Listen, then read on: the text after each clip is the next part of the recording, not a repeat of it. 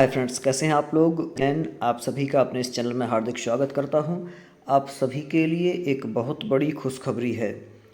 मध्य प्रदेश कर्मचारी चयन मंडल भोपाल के द्वारा MPTET वर्ग 3 का आयोजन किया गया है। मतलब कि प्राथमिक शिक्षक पात्रता का आयोजन किया गया है। और चूँकि इस बार प्राथमिक शिक्षक पात्रता परीक्षा एक नई होने वाली है, क्योंकि बीएड डीएड वाला मसला जो था तो उससे संबंधित भी अपन को यहाँ पर कुछ देखना है। लगभग इस वीडियो में हम इस परीक्षा से संबंधित सभी पहलुओं को छुएंगे, जिससे कि आपको कोई समस्या ना हो। आप लोग अपने इस चैनल को सब्सक्राइब जरूर कर लें, जिससे अगले और जो भी वीडियो रहें वो आपके पास पहुंच जाएं। क्योंकि मैं भी अभी मध्य प्रदेश वर्ग 1 में जो 2018 वाली भर्ती थी तो उससे चयनित हूँ। आप सभी लोग लगभग परिचित ही होंगे। चलिए देख लेते हैं। पहले तो ऑनलाइन आवेदन पत्र भरने की तिथियां जो दी हुई हैं वो देख लेते हैं। ऑनलाइन आवेदन पत्र भरने की प्रारंभिक तिथि जो है वो 1/10/2024 लिखी हुई है। आगे चलते हैं। इसकी अंतिम तिथि क्या है, तो ये लगभग 15/10/2024। कुल दिवस कितने हैं? 15 दिन हैं। आपको यदि आवेदन में संशोधन करना है तो उसके लिए 20/10/2024 है, लगभग कि 20 दिन हो जाएंगे। तो 5 दिन और यहाँ पर आप लोग ऐड कर दें इसमें, तो 20 तारीख तक आप संशोधन कर सकते हैं। 10 नवंबर 2024 यहाँ पर इन्होंने संभावित डेट दी है, जो कि परीक्षा की डेट है। और चूँकि इस डेट में पेपर होना भी संभव है, क्योंकि और परीक्षाएं बड़ी कोई परीक्षा नहीं है तो हो भी सकती है। आगे देखें, चूँकि संभावित है। आगे चलते हैं। परीक्षा का शुल्क क्या है? पिछले जैसा ही है बिल्कुल। अनारक्षित वर्ग के लिए 500 रुपये हैं और आरक्षित वर्ग के लिए 250 रुपये यहाँ पर दिया हुआ है।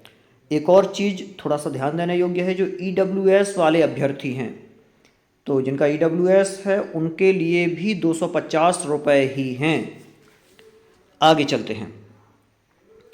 परीक्षा का टाइमिंग क्या रहने वाला है? ऑनलाइन पद्धति पर ही रहेगी। 10 नवंबर 2024 दिन रविवार से प्रारंभ हो सकती है, जिसमें 2 पारियों में पेपर होंगे। 7 बजे से 8 बजे तक का रिपोर्टिंग टाइम है। महत्वपूर्ण निर्देश पढ़ने का समय जो है ये 8:50 से 9 बजे तक का है, जो कि 10 मिनट का रहता है। इसके बाद में जो आपको प्रश्न पत्र लिखने का समय है ये 2.5 घंटे का है, तो ये लगभग 9 बजे से और 11:30 बजे तक का रहेगा। इसके अलावा द्वितीय पारी में जो है वो 2:30 से आपका पेपर प्रारंभ हो जाएगा, जिसमें कि 12:30 से लेकर 1:30 तक आपको वहाँ पर एंट्री लेनी ही होगी। इसके बाद में 2:30 से और 5 बजे तक आपका पेपर चलेगा, जो कि ये भी 2.5 घंटे का रहेगा। यहाँ पर जो नीचे ये नियम लिखे हुए हैं ये पहले जैसे ही हैं, पूरे बायोमेट्रिक आपको करना है। आपको कुछ भी ऐसी चीज़ नहीं ले जाना है जो नियम के विरुद्ध हो। आगे यहाँ पर पृष्ठ दिए हुए हैं, किस पृष्ठ पर कौन सी जानकारी है। आगे चलते हैं। यहाँ पर परीक्षा के बारे में दिया हुआ है और यहाँ योग्यता के बारे में, जो कि बहुत ज़्यादा महत्वपूर्ण है। शैक्षणिक योग्यता देख सकते हैं क्या क्या है। तो सबसे पहले तो कम से कम 50% अंकों के साथ हायर सेकेंडरी, मतलब कि 12th पास होना चाहिए आपको। आगे इसके समकक्ष तथा समकक्ष मतलब कि जिन्होंने वरिष्ठ उपाध्याय किया है या फिर और भी बहुत सारे जो कोर्स चलते हैं वो किए हुए हैं, तो 12th या वरिष्ठ उपाध्याय, तो समकक्ष लिख देते हैं। तथा प्रारंभिक शिक्षा में 2 वर्ष का डिप्लोमा, देखिए यहाँ स्पष्ट कर दिया है प्रारंभिक शिक्षा, मतलब कि डीएड या डीएलएड जो भी चलते हैं कोर्स, वो प्रारंभिक शिक्षा वाले। आगे चलें। कम से कम 45% अंकों के साथ हायर सेकेंडरी अथवा इसके समकक्ष तथा राष्ट्रीय अध्यापक शिक्षा परिषद मानक मान्यता और क्रियान्वयन अधिनियम 2002 के अनुसार यहाँ पर भी यही कहा है, प्रारंभिक शिक्षा शास्त्र में 2 वर्ष का डिप्लोमा, यहाँ भी 2 वर्ष का डिप्लोमा है। आगे चलते हैं। कम से कम 50% अंकों के साथ हायर सेकेंडरी। इसके अलावा प्रारंभिक शिक्षा शास्त्र में जो कि 4 वर्षीय स्नातक किया हुआ है, जिन्होंने बीएलएड किया हुआ है, तो उनके लिए।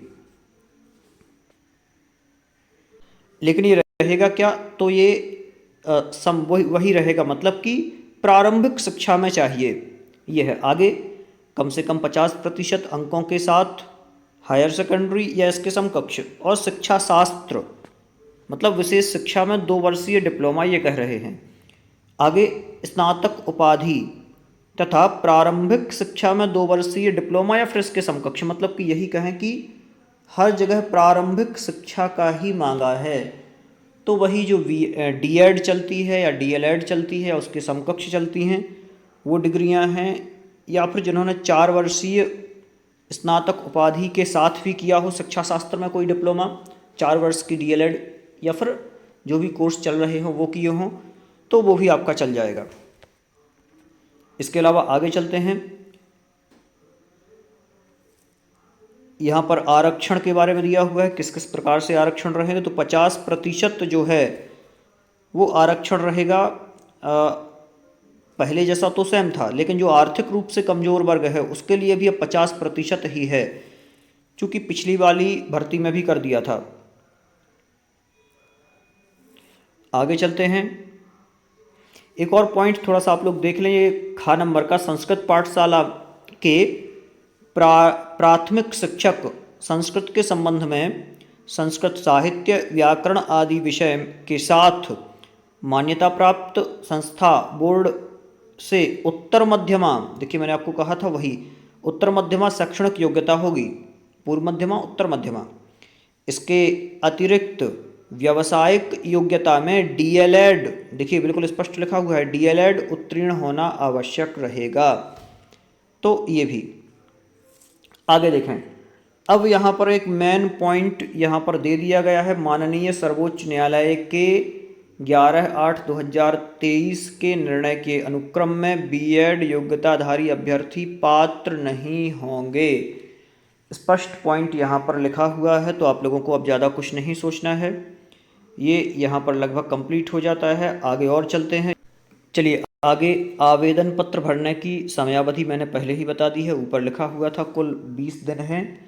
इसके अलावा आपको पहले आवेदन करना होगा 15 दिनों के अंदर। यहाँ पर लिखा हुआ है ऑनलाइन परीक्षा का विवरण, तो लगभग 2.5 घंटे की आपकी ये परीक्षा रहने वाली है, जिसमें अधिकतम अंक 150 रहने वाले हैं।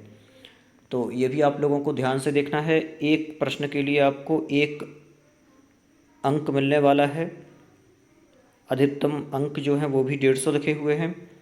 यहाँ पर शुल्क पूरा दिया हुआ है, लगभग सब कुछ कंप्लीट है। और जो ऑनलाइन परीक्षा के लिए सेंटर थे, तो जो पहले सेंटर थे वही सेंटर दिए हुए, जिसमें बालाघाट, भोपाल, ग्वालियर, इंदौर, जबलपुर, खंडवा, नीमच, रतलाम, रीवा, सागर, सतना, सीधी, उज्जैन सेंटर दिए हुए हैं।